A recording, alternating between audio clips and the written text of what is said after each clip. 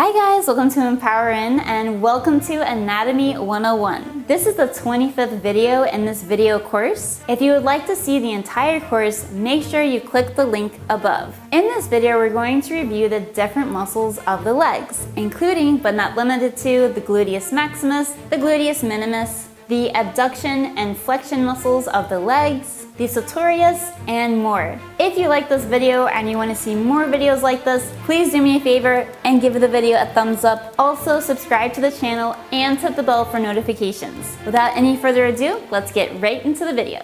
Muscles that control the movements of the thighs and knees arise from the pelvic region and cross the hip joints. The muscles are grouped into anterior and posterior muscles and thigh adductors. The anterior muscles have two types of muscles. Psoas major, that is long and thick, linking the femur with the lumbar vertebrae. Its functions are to flex the thighs. Iliacus is the second anterior muscle and is very large and shaped like a fan. They are the major thigh flexors and produce the walking movements. It occurs lateral to the psoas major. The posterior group contains the following muscles. First is the gluteus maximus, which is considered to be the largest muscle in the human body. It links the femur with the sacrum, ilium, and coccyx. It extends the thigh and assists the lower limb straightening during movements. Gluteus medius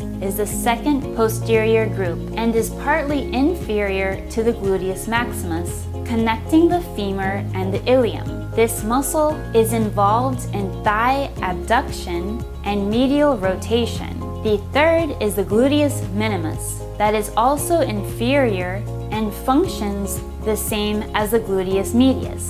Tensor fasciae latae is the last posterior muscle and links the ilium to an iliotibial tract all the way down the leg bone tibia. The iliotibial tract is involved in medial rotation of the fleshy thigh and its flexion. Thigh adductors are the last group and contain the percutaneous muscle linking the femur with the pubis spine and are involved in abduction and flexion of the thigh. A second thigh abductor is the adductor brevis muscle that is triangular in shape and short, linking the femur with the pubis bone and is involved in the lateral thigh rotation and flexion.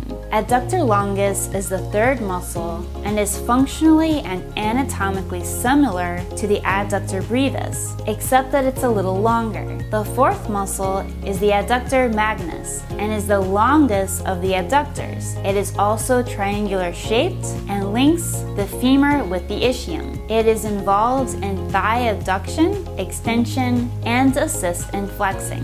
Gracilis is the last thigh abductor and is also long, appearing like a strap linking the tibia with the pubic bone. It is involved in leg flexion at the knee region and adduction of the much bigger and muscular thighs. Muscles that move the leg and ankles are fewer and are also divided into flexors and extenders. The first flexor is biceps femoris and is attached to the ischium and the femur simultaneously and connects to the rear ends of the tibia and fibula. It is famously called the hamstring muscle, with the hamstring being a tendon attaching to the muscle. The second flexor is semitendinosus and is also a hamstring linked to the muscle and appears in a band linking the proximal tibia with the ischium.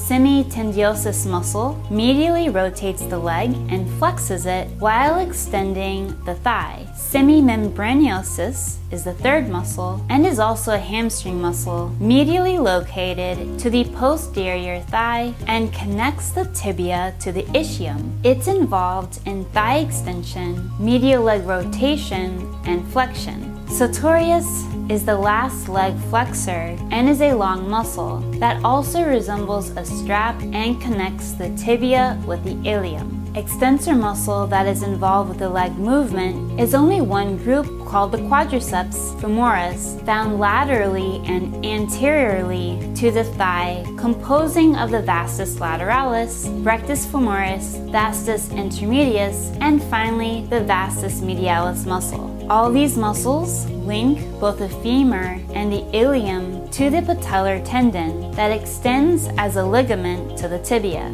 Foot movement is through the use of numerous muscles, mainly the evator, plantar flexors, and the dorsal flexors. Dorsal flexors contain the tibialis anterior, that is a long muscle, and it is spindle-shaped, anatomically situated anteriorly to the leg. It originates on the tibia surface and medially passes superficial to the distal tibia. Its contraction stimulates dorsiflexion and the foot undergoes inversion. A second dorsiflexor is the fibularis tertius, of average size, linking the side of the foot laterally to the fibula. Its functions are similar to the tibius anterior. The third dorsal flexor muscle is the extensor digitorum longus and also is laterally located on the leg posterior to the tibialis anterior muscle. Origin of the extensor digitorum longus is the proximal tibia and the long fibula shaft.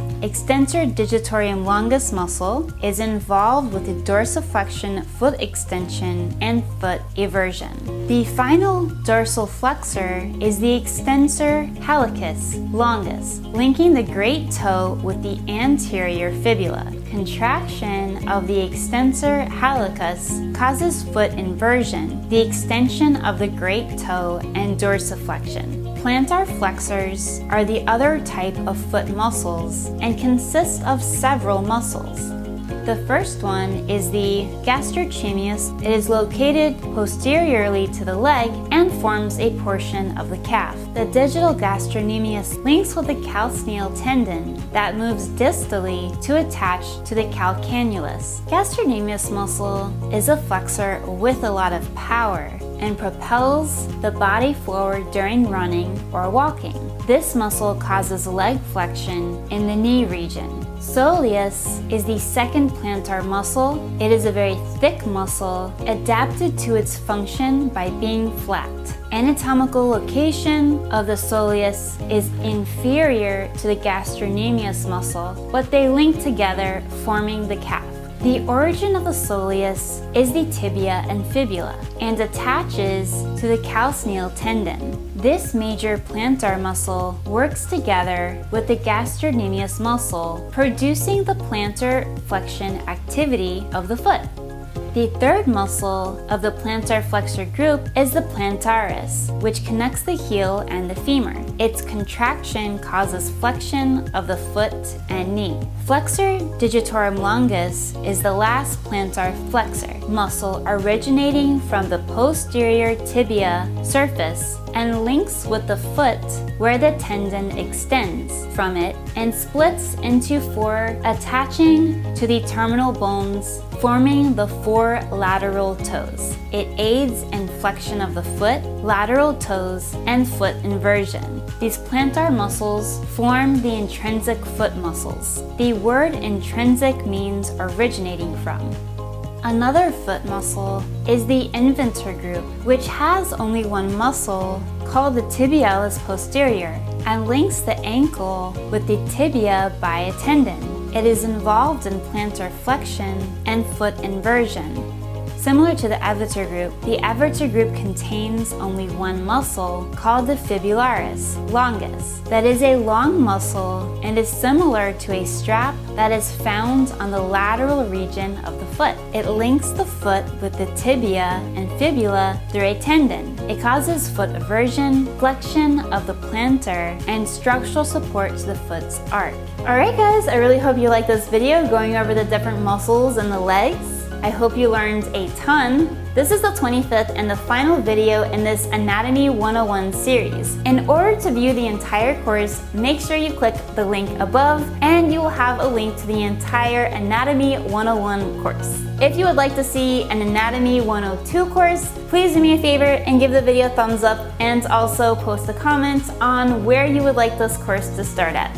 Also, if you are studying anatomy and physiology, make sure you become a member of my channel because I have uploaded my best-selling program, How to Study for Anatomy and Physiology there. There you can join your classmates in learning how to strategically read and review the textbook, how to strategically read and review the PowerPoints, and how to get the most out of lecture and group study. There I share all the tips on how I went from failing anatomy to acing it, and I've helped thousands of other students to do it as well. So thank you guys again so much for watching this course, Anatomy 101, and also thank you so much just for being there. I love you guys so much. I'll see you in my next video. Bye!